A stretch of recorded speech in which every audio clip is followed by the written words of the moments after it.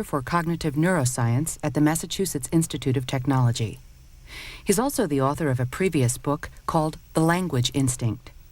He spoke at an event hosted by the MIT Libraries and the MIT Press Bookstore.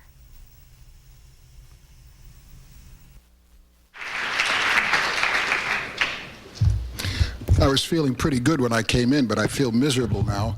I was sitting here, and there's this kid sitting behind me, and he says to me, how long have I been at MIT? And I said, since 1977, and he said, that's when I was born. Thanks a lot. And then I thought to myself, MIT students really know how to hurt a guy. I've actually known, let's see, if you've been here since 77, that makes you 20. I've actually known Steve Pinker all of your life. Steve, let's see, I have some notes here, so I don't have to remember these details. Steve was, he did his BA at McGill in experimental psychology, and then he got his PhD from Harvard in 79 to 80. He was a postdoc here at MIT in the Center for Cognitive Science. Then he went to Harvard, Stanford, and MIT was smart enough to get him back in 1982, and he's been here ever since. He has been, during that time, the co-director of the Center for Cognitive Sciences and is currently director of the McDonald Pew Center for Cognitive Neuroscience at MIT. He's had innumerable awards. I always remember the flashy ones, like he was an Esquire choice for one of the, 40 most promising young people in the United States. And that's just one of them. He had it from the American Psychological Association Distinguished Scientific Award when he was 84, in 1984. That'll teach you. You should know a bit about his research interests, so I'm going to tell you that. His research includes empirical studies of linguistic behavior and theoretical analyses of the nature of language and its relation to mind and brain. He says, on the empirical side, I study specific modules of grammar from a variety of disciplines, much as biologists direct focus on a few model organisms. And he goes on to discuss the work that he's currently doing in his laboratory here at MIT.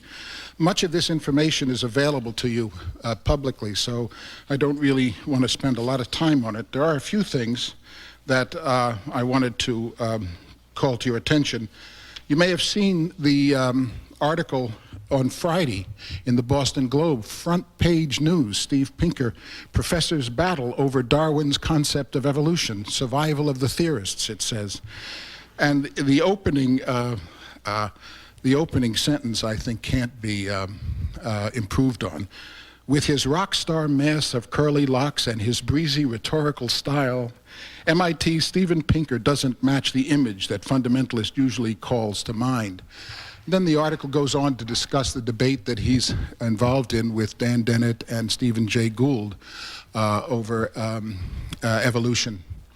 The reference to his breezy rhetorical style, I think, is a nice reference, but it really doesn't do him credit. Steve found a terrific voice to be able to do something that, at least in my field, linguists had always sort of agonized over not being able to do. That is to say, making the study of mind seen through language accessible to the larger reading public.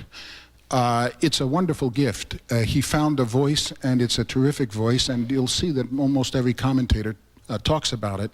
How many of you have not read yet The Language Instinct? Could I see your hands? Okay, so that's enough to warrant my reading. Just a little, I'm just going to read you a paragraph from The Language Instinct. He has a wonderful chapter, not surprisingly a chapter which attracted a lot of attention, called The Language Mavens. And the chapter is about these people like William Safire and the like who sort of tell people how to speak correctly. And here's, I won't say any more than, he quotes from a column from a Safire story. Safire replies to a diplomat who received a government warning about, quote, crimes against tourists, primarily robberies, muggings, and pickpocketings. The diplomat writes, Note the State Department's choice of pickpocketings. Is the doer of such deeds a pickpocket or a pocket picker? Sapphire replies the sentence should read robberies, muggings, and pocket pickings. One picks pockets, no one pockets picks. And Steve says, significantly, Sapphire did not answer the question. If the perpetrator were called a pocket picker, which is the most common kind of compound in English, then indeed the crime would be pocket picking. But the name for the perpetrator is not really up for grabs. We all agree that he is called a pickpocket, and if he is called a pickpocket, not a pocket picker, then what he does can perfectly well be called pickpocketing, not pocket picking, thanks to the ever-present English noun-to-verb conversion process, just as cooks cook, a chair chairs, and a host hosts. The fact that no one pockets picks is a red herring. Who said anything about a pickpocketer? That's really good, Steve. Okay, so how do I end this? Well, I don't know. Steve, thank you. Who did that? Send him out. Steve, excuse me, but the first line, with his rock star mass of curly locks and his breezy rhetorical style, reminded me of Judy Garland's version of the trolley song. So I'd like to sing myself out. With his rock star mass of curly locks and his breezy rhetorical style, he's come to lecture to us of things non-superfluous, wisdom with a smile.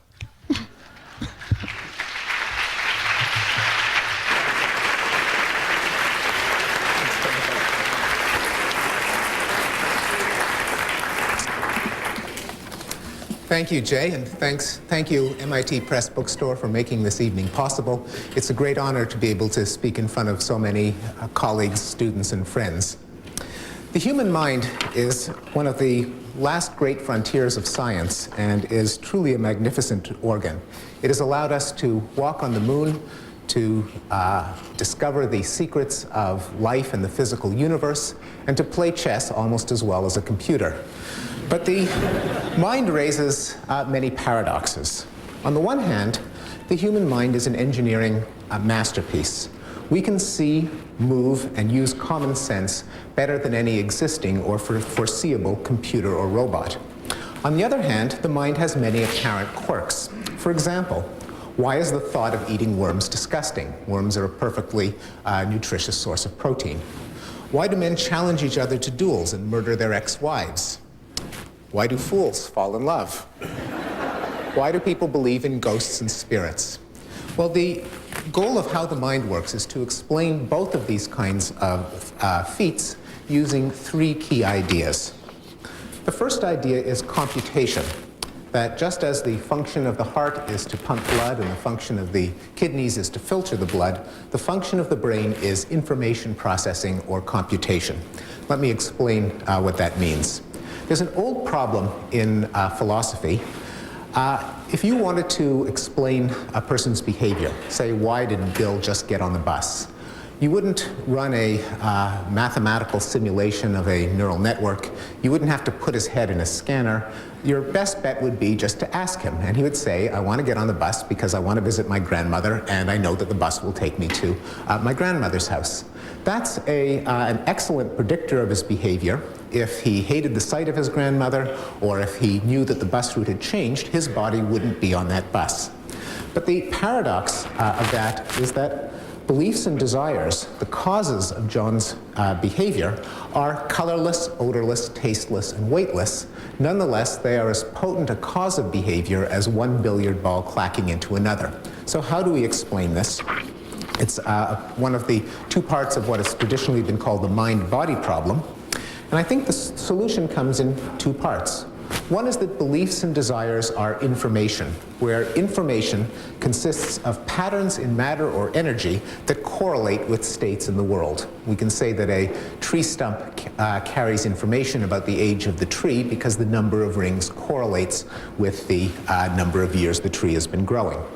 Second, that beliefs and desires can have effects through computation, and I'm going to give a very general and abstract definition of computation. It occurs in a device that's designed to process information in which patterns cause other patterns, and the changes from pattern to pattern mirror the laws of logic, statistics, or cause and effect in the world. which means that if the old information represented in the device was true, the new information will also be true if the device is contrived so that the physical changes mirror or are isomorphic to laws of cause and effect or logic or statistics. And deducing new truths from old truths in pursuit of a goal is not a bad definition of intelligence, and it's been around with us since the time of William James. So that, in a nutshell, is what's called the computational theory of mind. It solves the mind-body problem, at least one part of it, because just as beliefs and desires are colorless, odorless, and tasteless, but can cause behavior, we know that information, being a mathematical concept, is also colorless, odorless, and tasteless. But physical devices that carry information can, by obeying the laws of physics, cause systematic patterns of changes that can well be characterized in this abstract language of information.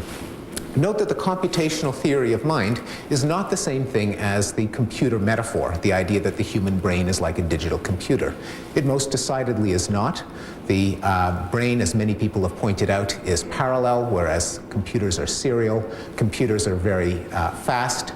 The elements of the brain are comparatively slow. Computers run screensavers with flying toasters. Brains don't. But the point isn't that commercially available computers are a good metaphor for the mind. The point is that part of the answer to the question of what makes a computer smart can also be applied to understanding what makes a brain smart. The computational theory of mind also guides the direct study of the physiology of the brain. An old pseudo question that you sometimes hear in introductory psychology after you show a diagram of the eyeball, which shows an image of the world projected onto the retina that's upside down. Sometimes people wonder, well, if the image on the retina is upside down, does that mean that there's some part of the brain that sort of turns the image around right side up so that we can see the world as it is right side up?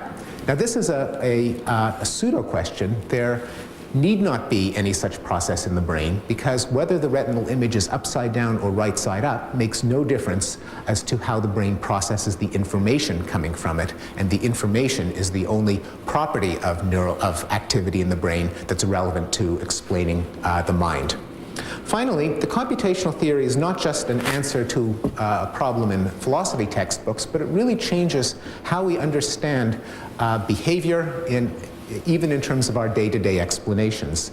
It's the idea that the mind runs on information is in stark contrast to our folk theory, the one that we use in ordinary conversation, which really talks as if the mind runs on energy or pressure. For example, you often read or hear things like the following: if only Fred had an outlet so that he could vent his hostility and channel his rage rather than bottling it up, he wouldn't have exploded last Tuesday and shot up the post office with an Uzi. Now, this is a metaphor of the mind as bad plumbing, as some source of pressurized hot fluid that drives our thoughts and feelings. Since we know from the study of the brain that there is no vessel of pressurized fluid, the fact that people behave as if there is really is showing that the brain has been contrived to simulate this kind of metaphor, and it leads us to ask the question, why would the brain be rigged up to run a cunning simulation of this kind of system? That's a question that I'll return to soon. The second idea is evolution. It begins with the question, how do we understand a complex device? For example, this device over here. Now, if I were to tell you that this device just was spewed out of a volcano and the congealed lava just happened to form in exactly this shape, you would be very skeptical. It has too many parts that seem to be arranged to result in some outcome for it to have occurred by random chance processes, by some process that's insensitive to what the device can accomplish. Instead, we understand it by a process called reverse engineering. We figure it has too many parts to have been arranged by chance. It must have been created by a designer with some goal in mind. In this case, the device, I believe, is a cherry pitter. The blade over here makes an incision in one end of the cherry. You put it on the other side, and it pushes the pit through the slot. And Only when we know what the device was designed to do can we really claim to understand it. Can we claim to understand why it has 4 sharp points here or a spring-loaded handle over here. If we thought that it was the latest Nordic track device for exercising your wrist, whoops, we would have a very different understanding of how it works.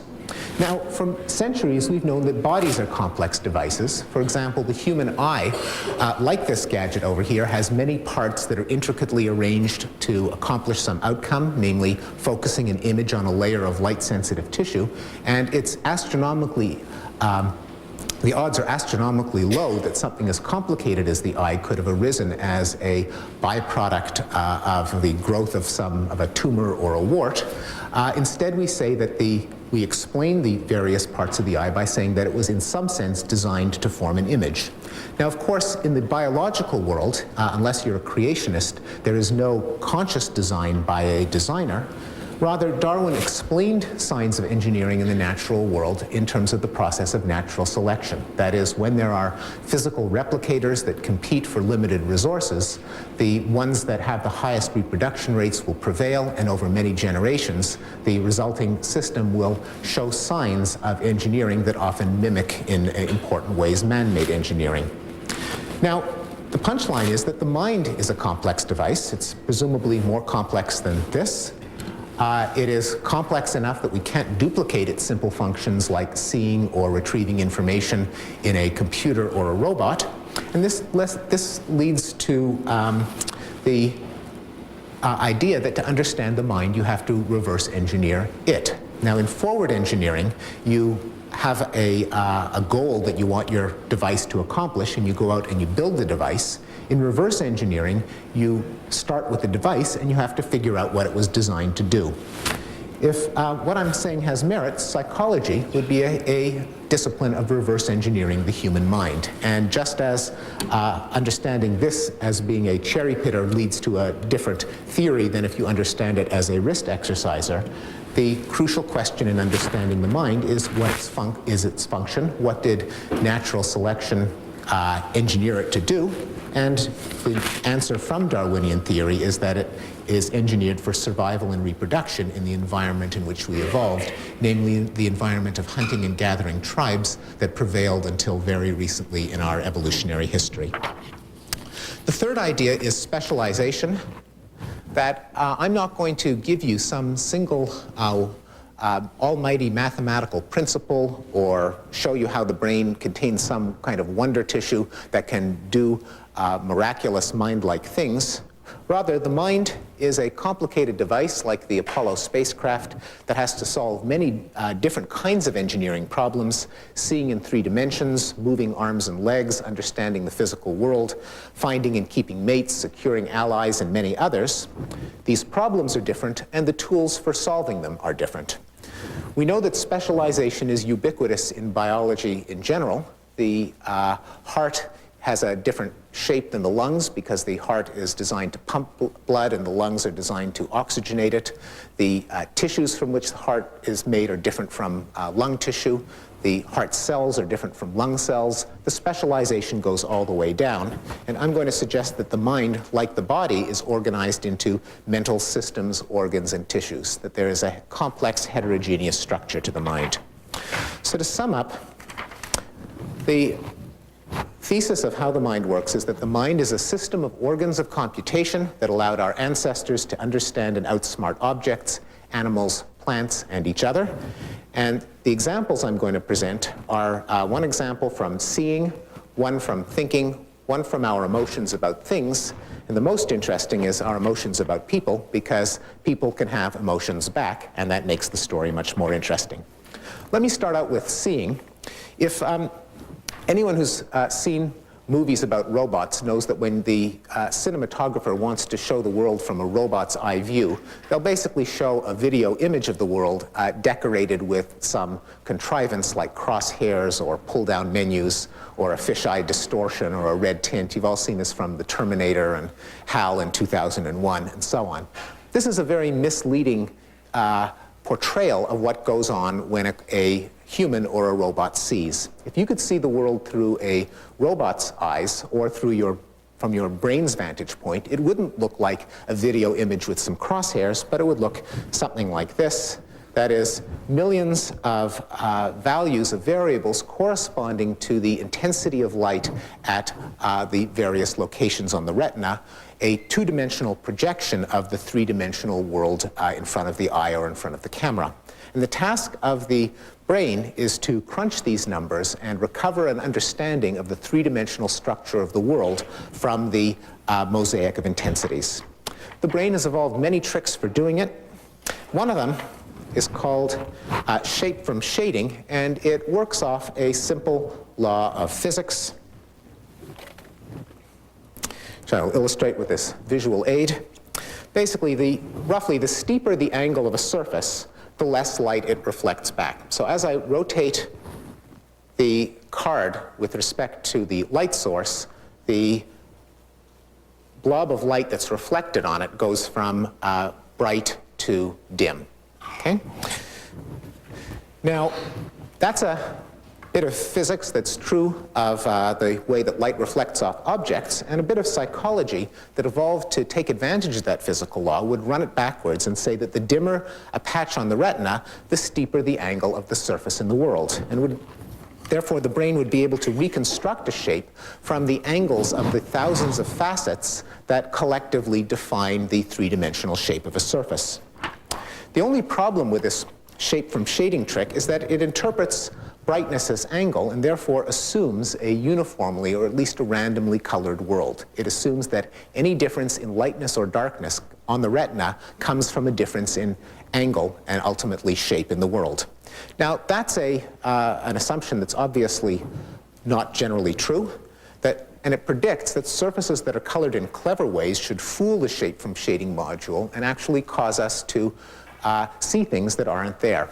In fact, that is exactly what happens, and many of the contrivances of modern life take advantage of this.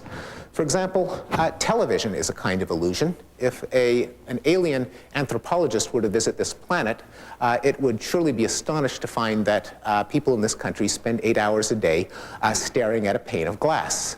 Now, why do people stare at the pane of glass? Well, it's designed so that it displays patterns of shading that our shape from shading analyzer interprets as coming from three-dimensional objects. And so we stare at the pane of glass because the pane of glass has been engineered to defeat this part of our brain and cause us to hallucinate a real world behind the glass.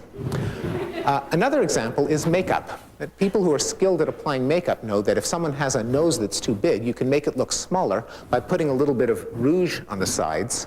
The brain interprets dark as steeper angle, hence skinnier nose. Conversely, if you put a little bit of white powder on the upper lip, bright means shallow angle, and that gives you the sort of full-lipped, pouty bee-stung look that the models strive so hard to attain. More generally, I think that many of the illusions, fallacies, and maladaptive behaviors are like makeup and television. They come from a mismatch between assumptions about an ancestral world that are built into our mental modules and the structure of the current world. A long-standing puzzle for Darwinian theorists of behavior is why people do seemingly maladaptive things like eating junk food, using contraceptives, or gambling. And a reasonable answer is that our psychology, our mental modules, assume a world in which sweet foods are nutritious, which was true when the only sweet foods in the environment were ripe fruit, where sex leads to babies, which was true until the invention of contraception, and in which statistical patterns have underlying causes, which was true until the invention of precision gambling devices like roulette wheels, decks of cards, even pennies, and so on. Let me turn now to an example from thinking.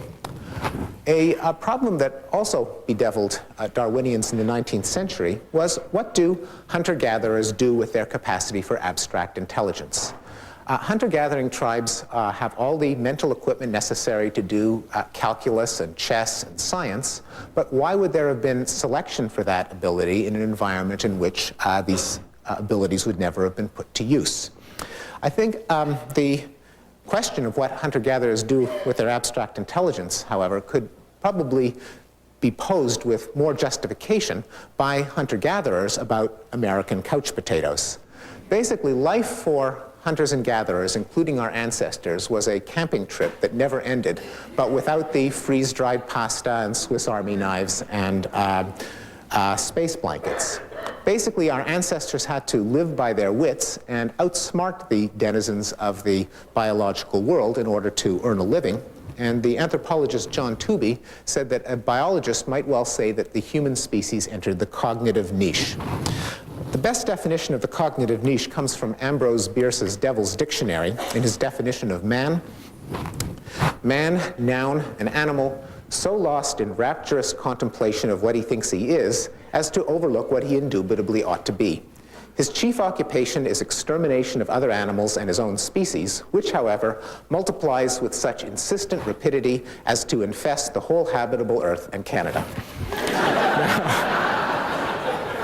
Now, as a Canadian, I'm outraged, but on the other hand, it does capture something significant about our species, namely that humans everywhere overtake other organisms' fixed defenses by cause and effect reasoning. Humans in all societies, even the so-called primitive cultures, use ingenious engineering in the form of tools, traps, poisons, plant preparations, medicines, and by coordinating their actions to accomplish what an individual human could not. And that this is based on a kind of intuitive theory that we are all equipped with, or a set of intuitive theories based on core intuitions about different aspects of the world. The most fundamental of our intuitive theories is an intuitive physics, an understanding of how objects fall, roll, and bounce. The core intuition behind our intuitive physics is that of the stable, law-abiding object. If we didn't believe that the world is populated by objects that continue to exist when we look away and that obey laws, we couldn't do either real physics or our intuitive versions. Now, this is was not always recognized. William James said that the world of an infant at birth was a blooming, buzzing confusion, that the infant simply experienced reality as a bunch of uncorrelated, shimmering pixels. But recent research by my colleague Elizabeth Spelke and others has shown that even very young infants, as young as they can be tested, about 3 months old, seem to interpret the world in terms of stable, law-abiding objects. They are visibly surprised if an experimenter rigs up a magic display in which objects pass through solid barriers or disappear and reappear or vanish for no good reason. As one developmental psychologist summed up this literature, it's the world of the parents of a young infant that's a blooming, buzzing confusion, not the world of the infant. On the other hand, there are objects in our experience that seem to defy the laws of physics. As Richard Dawkins pointed out, if you throw a dead bird in the air, it will describe a graceful parabola and come to rest on the ground, just as the physics books say it should. But if you throw a live bird in the air, it won't describe a graceful parabola and come to land on the ground, but it may not touch land this side of the county boundary. Now, everyone interprets living things, which are these scofflaws, not as being completely random in their behavior, but obeying a different kind of law, the laws of an intuitive biology, where the core intuition is in essence an internal source of energy or oomph that drives the organism, gives it its form, and orchestrates its bodily processes. It's this understanding of the world that allows hunter-gatherers, and presumably our ancestors, to be excellent amateur biologists. When professional biologists do field work with native tribes, they are frequently astonished that they have names for hundreds of examples of the local flora and fauna that almost invariably match the Linnaean taxonomy of genus and species. Hunter-gatherer tribes are also excellent folk physicians and derive medicines and poisons and food additives from the surrounding products that we're only beginning to exploit. All of this comes from an understanding that to understand how a living thing ticks, you've got to look at the stuff that it's made of.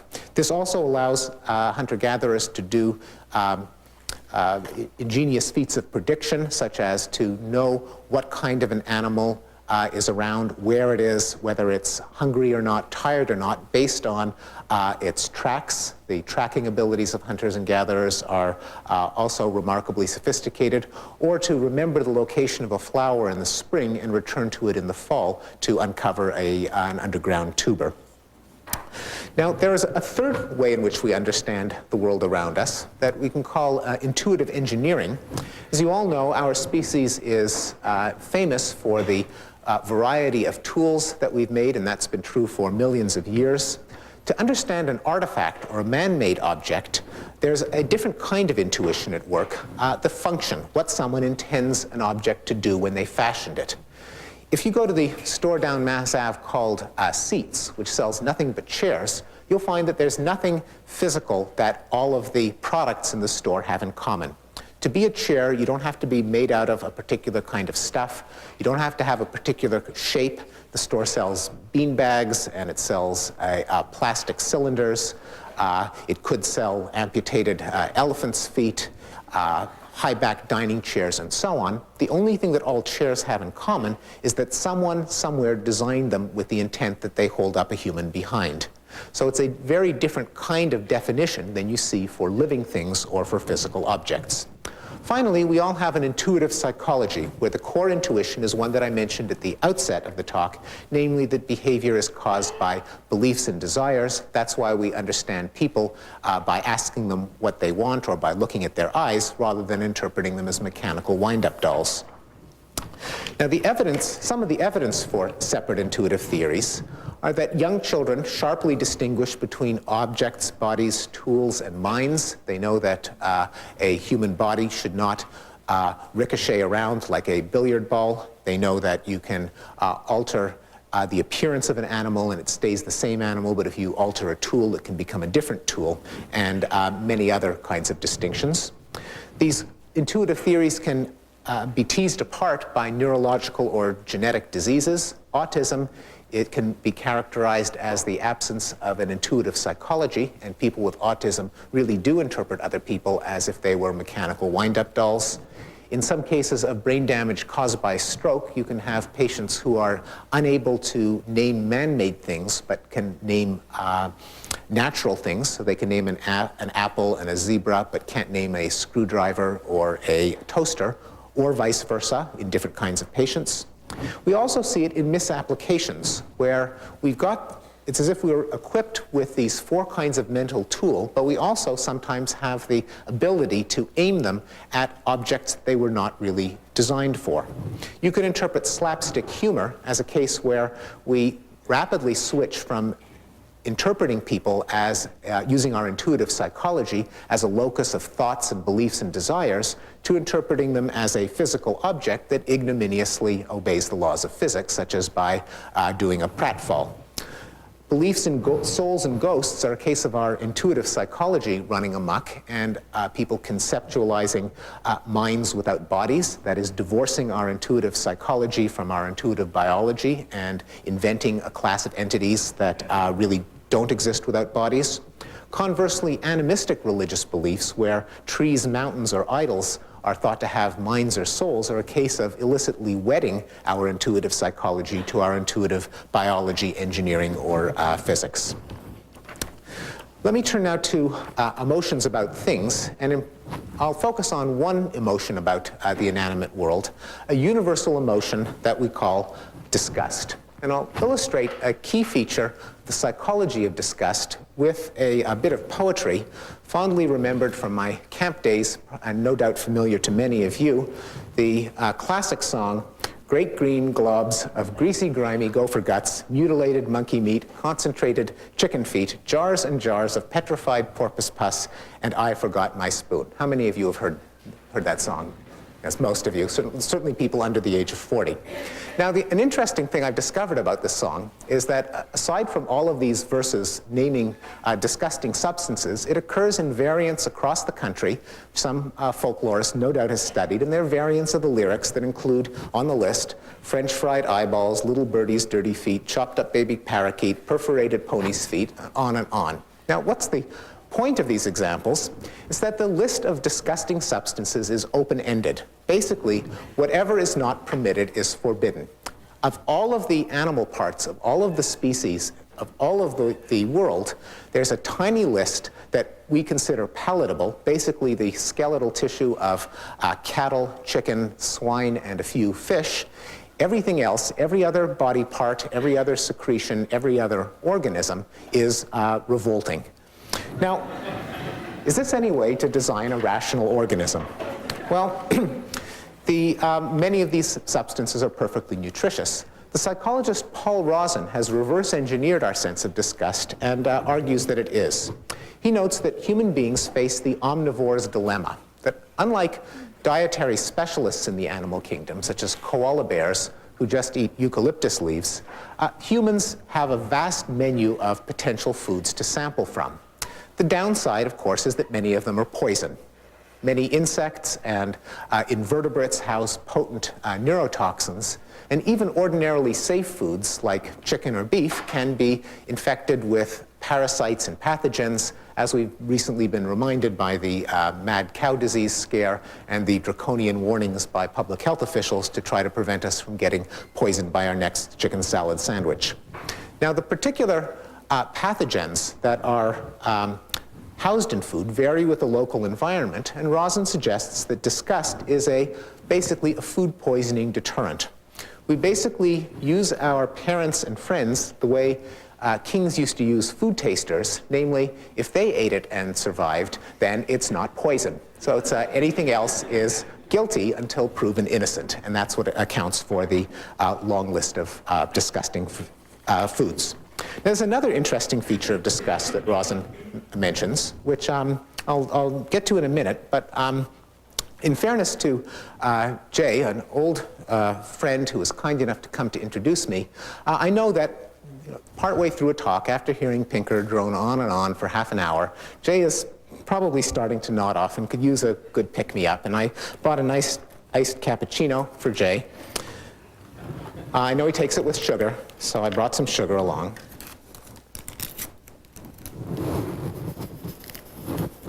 And, oh damn, I forgot the stirrer.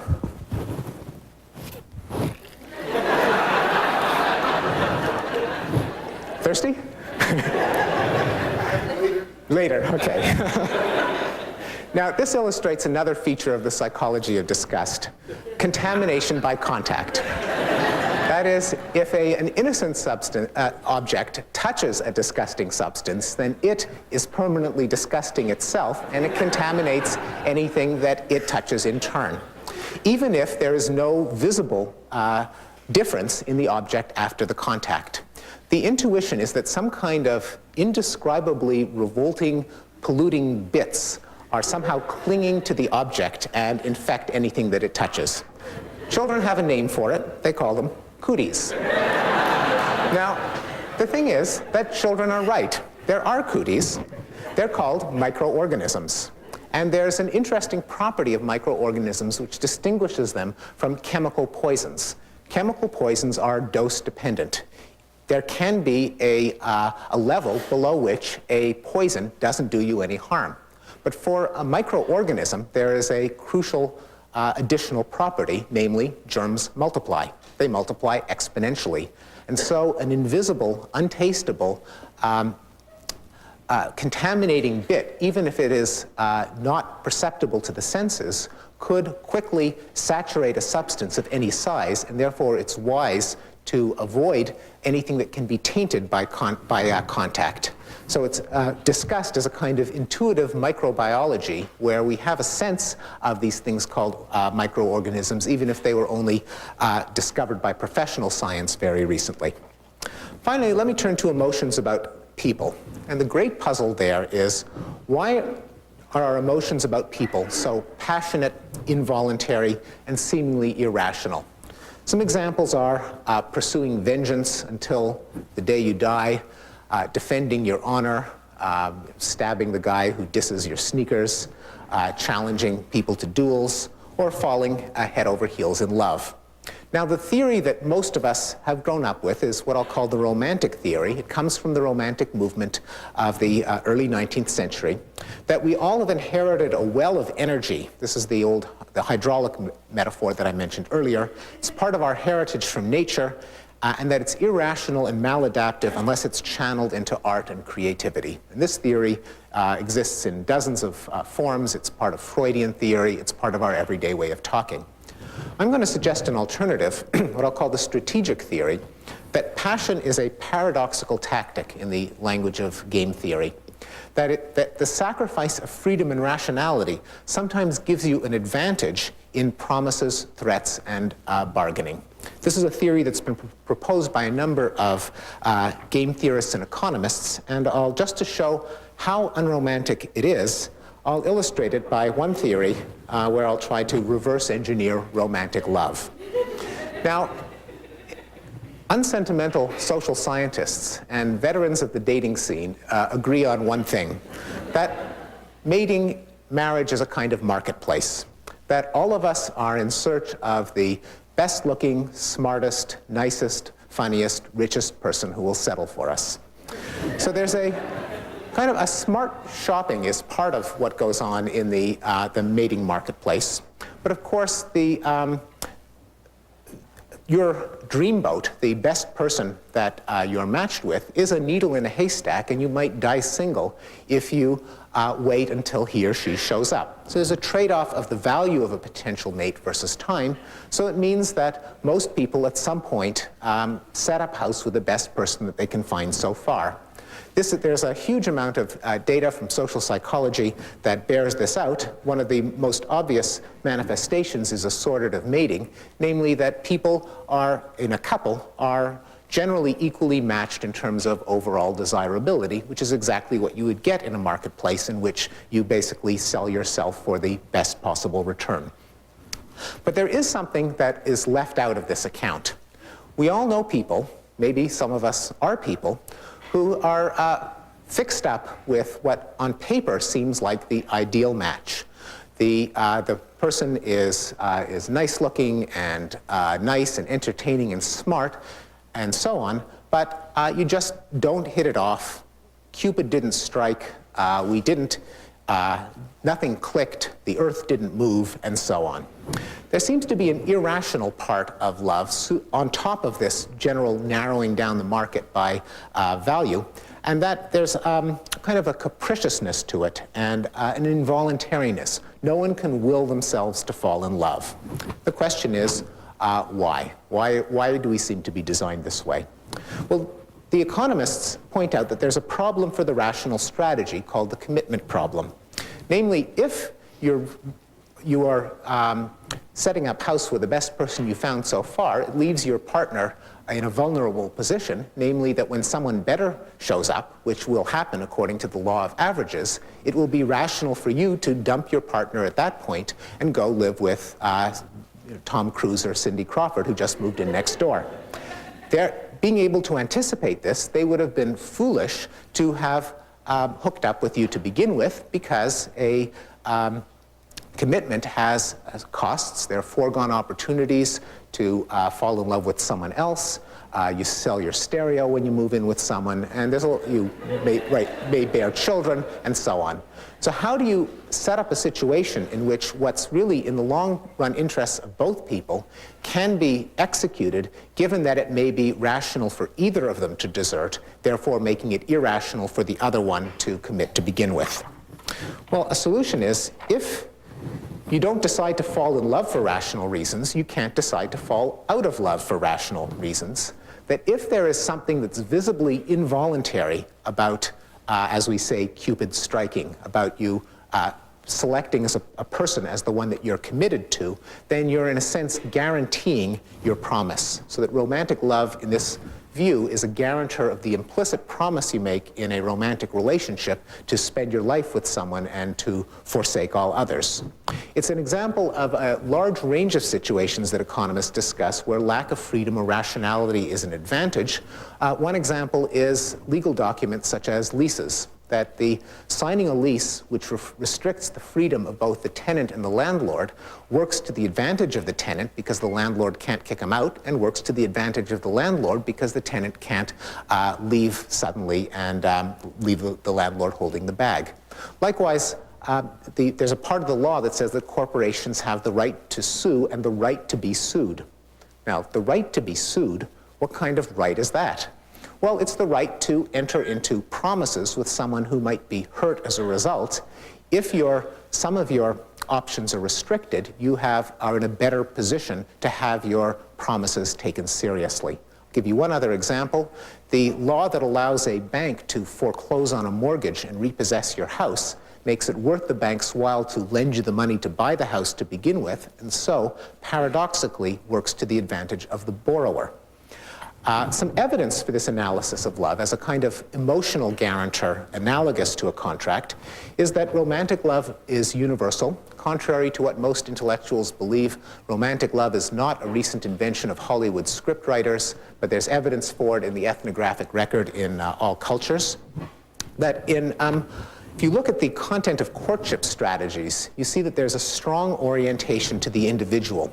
If you were to murmur into a date's ear, you're the best-looking, richest, smartest person that I've been able to find so far, it would probably kill the romantic mood. What you want to say is, I love you because you're you. I like the way you walk. I like the way you talk. I can't help it. When I gave this talk, by the way, at an MIT faculty seminar, one of the professors in attendance, on hearing this point, went, "That's what I've been doing wrong."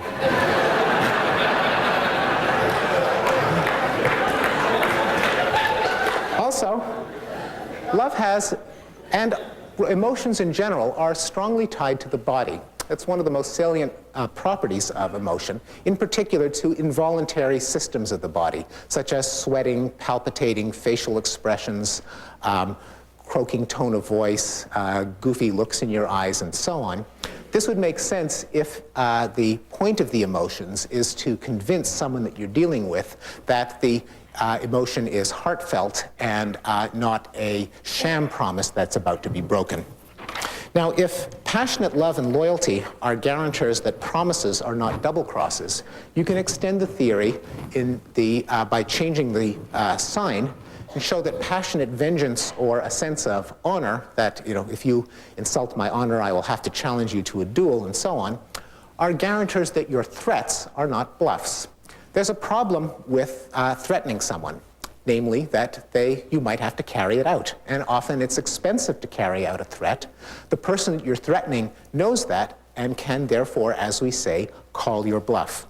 If you're driven by some unquenchable emotion to avenge an insult or to carry out the consequences of a threat, no matter how harmful they are to your own interests, the threat therefore becomes credible. And this principle is best illustrated by Dashiell Hammett in The Maltese Falcon, including the film adaptation by John Huston, which Bogart says, "You can't kill me," to the Sidney Greenstreet character. "You need me to retrieve the falcon." And Sidney Greenstreet explains, "That's an attitude, sir, that calls for the most delicate judgment on both sides. Because as you know, sir, in the heat of action, men are likely to forget where their best interests lie and let their emotions carry them away." The best explanation I've seen for how paradoxical tactics can make sacrifice of rationality and freedom work to your advantage. Let me conclude. There's a worry that the approach to the mind that I've been arguing for might be seen as a kind of cynical view of human nature, that many people are uncomfortable with the idea that the mind is a system of computers designed by natural selection to promote survival and reproduction. It seems like a dark view of the human condition. On the other hand, there are some undeniable facts that motivate this view. One, I don't think any rational person knowing about modern brain science can deny that the mind is a product of the brain, that the brain is a product of evolution, and that evolution is not guaranteed to produce niceness. It's bound to result in organisms that sometimes pursue their own interests. On the other hand, I don't think of it as a cynical view because of some implications of the three ideas that I think have to be taken together. One of them, computation, leads us to expect that the mind is not just a set of crude drives and reflexes or uncontrollable energy or bad plumbing, but rather we're fitted with intricate, ingenious, and powerful software, which actually gives room for optimism in human ability to solve our problems. That The idea of evolution leads us to believe that the legacy of biology is not just greed and aggression and lust, a territorial imperative, a rapacious sex drive, and so on. But if you really take it to its logical extension, biology has also given us the kinder, gentler emotions like love, friendship, and a sense of justice. That's the legacy of evolution as much as the ignoble emotions. Finally, with specialization, if the mind is not a single substance, but a system of partly autonomous and competing parts, one part of the mind can sometimes outsmart the others. I'll leave it at that, and thank you for your attention.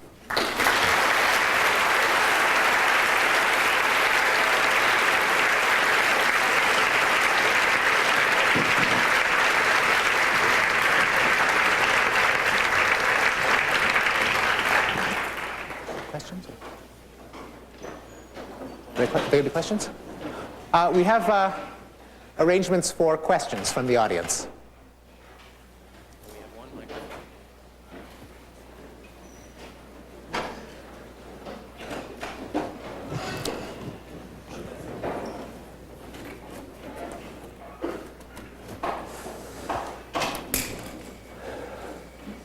You mentioned that disgust was a sort of intuitive microbiology. Is there a very long history of disgust? Certainly, what's disgusting to a Tibetan is not the same as what's disgusting to a suburban American. Absolutely. There are great cross-cultural differences in which items are disgusting and which ones are palatable. I think it's fair to say that the existence of disgust is universal, although the items that are on the palatable list differ radically from culture to culture. And there are cultures that eat worms and insects and all kinds of gross things. But they will often themselves find certain foods that the thought of eating them is unbearable. And food taboos which are almost universal, are very closely linked to the emotion of disgust. Most people find the tabooed foods in their culture to be disgusting. So there has to be a learning process where as you grow up, you basically, I think there's documentation that children's tastes in food around the age of 3 contract, and that's when you get the finicky eater. Then they expand outward to what their friends eat and what their parents give them within certain boundaries, and it's that learning phase that probably accounts for the cross-cultural differences.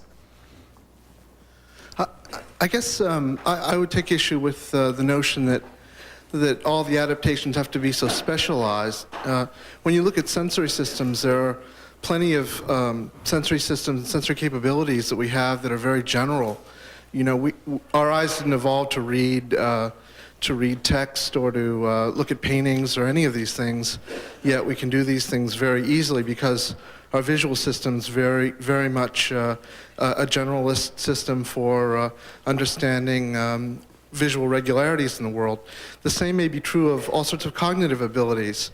I mean, I don't think anyone thinks that we evolved to listen to music and play music, but we certainly have that. And a more generalist notion of adaptation, where one thinks in terms of the evolution of general cognitive capacities, extending essentially the computational capacity of the machine by simply extending the cortical surface area, you get all sorts of abilities to iterate and deal with sequences of things that across the board give you all sorts of different capabilities. I think that my own view is that that there obviously we do many things that are not adaptations, specific adaptations in the sense of specific things that led to enhanced survival and reproduction in our evolutionary environment. But many of them may come from combinations of different specializations working together or at cross purposes. Reading is actually a good example because even though we do have the capacity to translate visual forms into language, it's not something that comes easy. And the fact that it is not an adaptation is visible in the fact that it's so hard to teach children to read, that illiteracy is so high, that dyslexia is so high. If you contrast it to something like spoken language, which children acquire without lessons, without instruction, and with a very high success rate, you do get a very striking contrast between a specialization and something that's been co-opted after the fact. So it is true, we certainly can co-opt some kind of extra brain tissue to forge a pathway between the eyes and the language system, but the fact that it's such a long, hard slog shows that there is a difference between what we are adapted to and what we aren't. I think in the case of music and the arts, it really comes from an interplay between two parts of the mind, both of which may be specialized for different things, and then give you a third product in combination. Namely, there are some parts of the mind that are designed to deliver us with little jolts of pleasure in response to being in environments that were healthful or understandable. That's why we like sweet things, we like temperate climates, we like environments with certain sounds and certain sights. There's another part of the mind that's a cause and effect reasoner that figures out how to bring about effects in the world. You put them together and you get a creature that rises to a biologically pointless challenge, namely how to design an environment that stimulates our pleasure circuits and causes us to experience pleasure from stimuli that were not originally enhancing of fitness. So paintings and gourmet cuisine and junk food and many other cases are instances where the smart parts of our brain figure out how to tickle our pleasure circuits for no biological purpose, but simply to give us pleasure. But the hedonic aspects of music and the arts still don't explain why it is that we can recognize complicated musical passages without, I mean, I don't believe that hunter-gatherers had Beethoven, let's say. No, but we're nevertheless able to readily hear, appreciate those sorts of complex sequences. So it seems that we have much more general cognitive capacities and capabilities. The system seems much more general in its capabilities than you seem to. It certainly might, and I discuss actually the music is a particularly complicated case, which I discuss in a section in How the Mind Works. It's one interpretation of evolutionarily novel activities is that the mind is general purpose. The interpretation that I favor is that what looks like its general purpose is actually a collection of more specialized faculties interacting and giving you an outcome that wasn't in the necessarily conducive to survival in a foraging lifestyle. But that could be two different ways of looking at the same phenomenon. I certainly don't doubt that phenomenon is real. I'll preface my question by saying that I note my pulse has picked up, so you can assume this is a sincere question. You, in the beginning, made some analogies between the brain and other body organs, of which some of them could be construed as being quite complex. But for the brain, you choose to use the word mind as opposed to brain. And I know there are other terms for other organs in common usage, particularly, say, the heart. Could you comment on why you choose to go to mind and not stay with brain, or just the duality, the relationship between the two? Yeah, I think the question is, if I understand it, why talk about mind as opposed to directly talking about nervous tissue, about neurons and neurotransmitters and so on?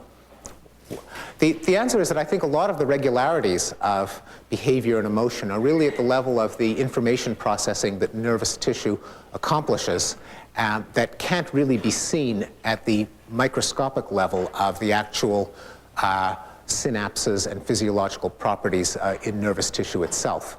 It's obviously nothing in the mind can happen without there being some corresponding physiological change at the nervous system, but it may, in many cases, I think it's too microscopic a level of analysis to give you insight as to what's going on. I mean, an analogy is in criticizing a book, there's no information in the book that isn't carried in the arrangement of ink on the page, but if you were to put a page of a book under a microscope and look at the ink, you'd be missing the point of what the book is about. And I think similarly in the case of the brain, it is nothing but nervous activity that gives rise to thought, but that looking at cranking up the microscopes that you're looking at nervous tissue will miss the higher order regularities that the system as a whole is designed to give you. Yeah? You don't really brush your hair with a comb, do you? No, I don't. I can't get a comb through this hair. I bring it along in case I forget a stirrer. Yeah. Yes?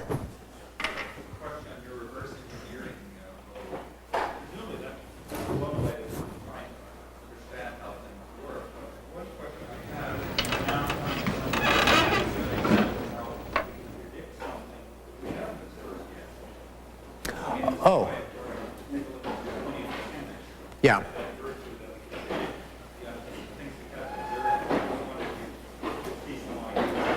Yes, the question is what kind of predictive power comes from reverse engineering? I'll give you a couple of examples. Say in the education system, you would expect that there would be a very strong contrast between cognitive abilities that our ancestors had a chance to exercise in a hunting and gathering environment, and those that are much more recent inventions and dependent on agricultural civilizations.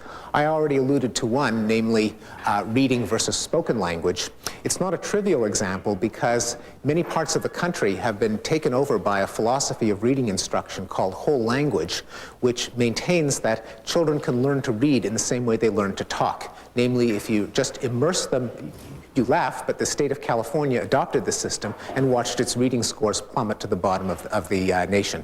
This is exactly what you would predict and what had been predicted from a reverse engineering evolutionary perspective, which said reading was only invented by the Canaanites a couple of thousand years ago in one part of the world. There's no way that the circuitry of the brain could have evolved to take account of it. You're not going to teach a kid to read unless you go through some drill, some practice, some unnatural activities, quite unlike spoken language. Math education, the same scandal is being played out where there's a philosophy of math education that says that if you throw kids together and let them solve problems while interacting socially, they'll rediscover the 2,000-year history of Western mathematics. It's based on a little nugget of truth, namely that we do have a sense of number and that children display it even in the crib, but this is very different from the kind of mathematical reasoning that depends on written symbols and calculations and so on. So that would be one example. Another would be in psychopathology to say that if we have complex neural systems dedicated to particular emotions like anxiety and depression, there may be circumstances in which those responses are actually, that treating them directly with drugs may not always be the best thing in terms of having a person come to grips with major decisions in their life, that there may be times in which some anxiety, some depression is actually a good thing. In the same way that a physician has to distinguish between reactions of the body that are defenses of the body against invaders and those that are harmful, in psychiatry we probably have to distinguish more between mental reactions that, however unpleasant, may be adaptive in terms of motivating us to make hard decisions, and those that really are maladaptive. So those would be two examples. Yeah. Yes?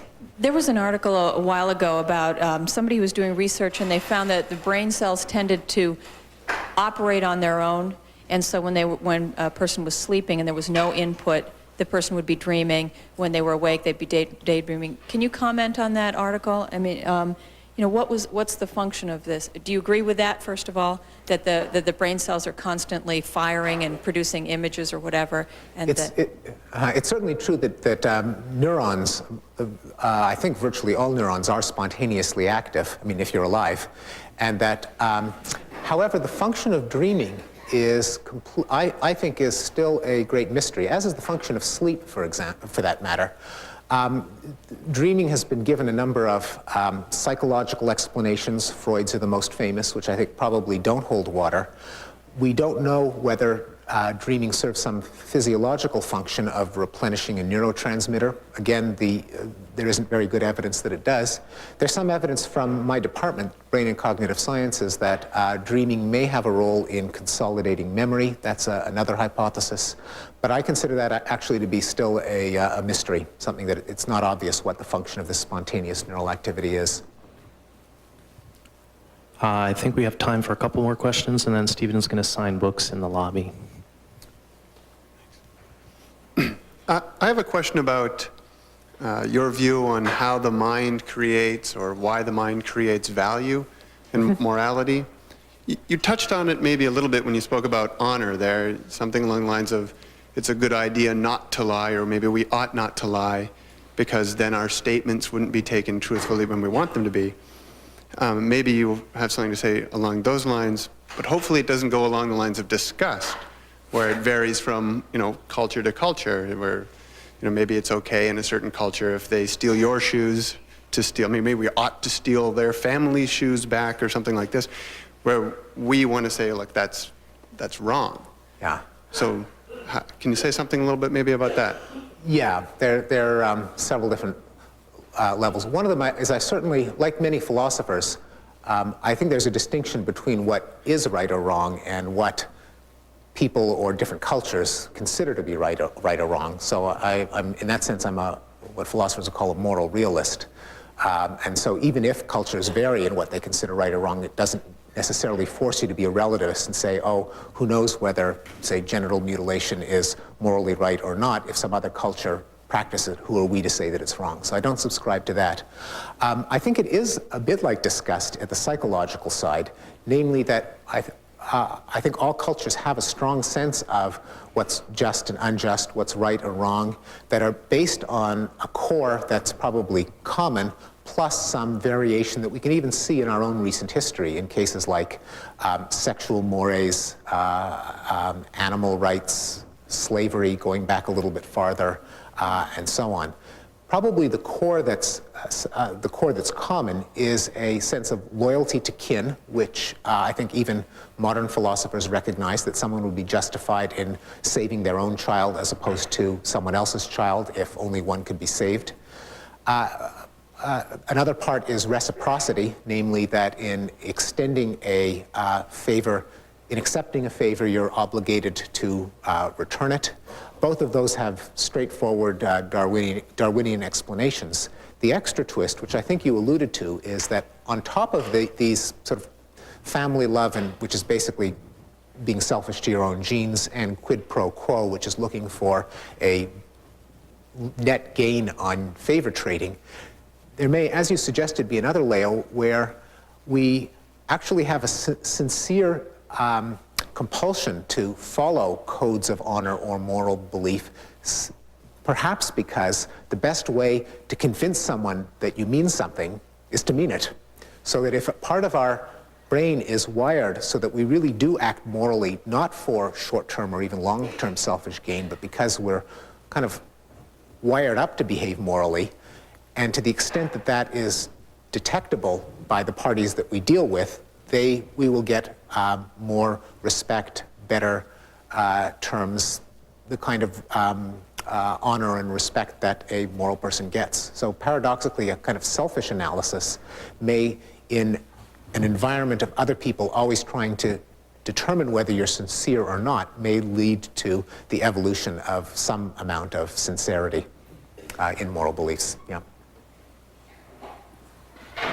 Hi. With your implication that the brain is a specialization, a collection of specialization, that it's not as completely general as people might think, that there might be a limit to the amount of capability that the brain has. What does this say about the evolution, or the current evolution, or future evolution of the brain, or maybe perhaps the evolution of the brain? Well, the current and future evolution it's not clear that there's going to be any. We know that species can certainly, once they've achieved a certain form, can stagnate for hundreds of millions of years.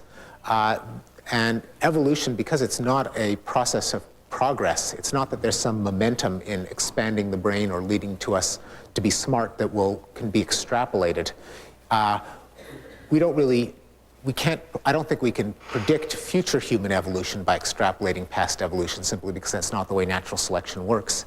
And also because the engine of natural selection is differential survival and reproduction, and we have adopted a lifestyle that makes it hard for that to cause evolutionary change. We're scattered all over the planet. We travel and interbreed at the drop of a hat.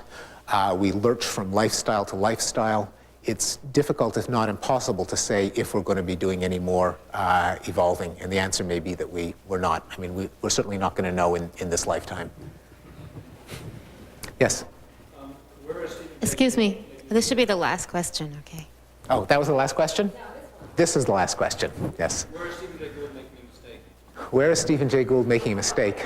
I would say in underestimating the engineering demands of mundane mental activities like seeing, walking, retrieving information, recognizing faces, forming relationships. That I think that Steve Gould would agree, has agreed, that when you do have, despite the fact that he thinks that natural selection and adaptation are overrated, he does concede that you need to evoke them whenever you see signs of engineering complexity in the natural world. So he wouldn't disagree that the eye, for example, is a product of natural selection.